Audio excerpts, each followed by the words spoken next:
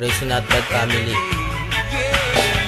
Pinapangako sa iyo na ikaw lang ibibigin lahat ng iyong gusto. Ano man ang iyong naisin sa tuwing nakatingin sa iyong mga mata. Ang ganda mo talaga, wala nang hahanapin pa. Sagutin mo lang ako ngayon palang pag-iipunan na kita. Lahat ay aking gagawin para lamang sa iyo, pagkat ikaw lang ang babae na aking pinapangarap. Buong buhay ko ibibigay para sa iyo, at ito ay totoo at hindi nagbibiro. Ang aking paninigarilyo at aking pagsusugal, ang lahat-lahat ng to ay aking naiiwasan. Basta't aking mahal, ang lagi mong tandaan, ang pag-ibig ko sa iyo ay hindi mababawasan. Mahalin mo lang ako, ika'y aking aalagaan. Ako'y nakaabang lang sa oo mo matamis. Sagutin mo na kasi ako, huwag mo nang paghintayin.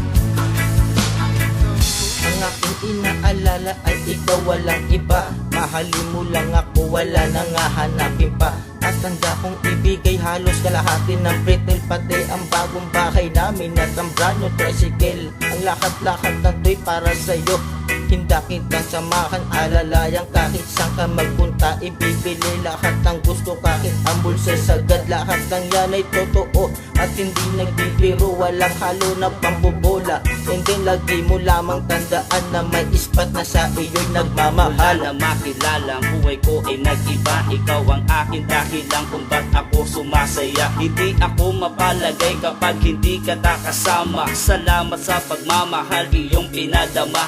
At ngayon nandito ka, hindi na ako malulumbay. Salamat sa taas, ikay sa akin binigay.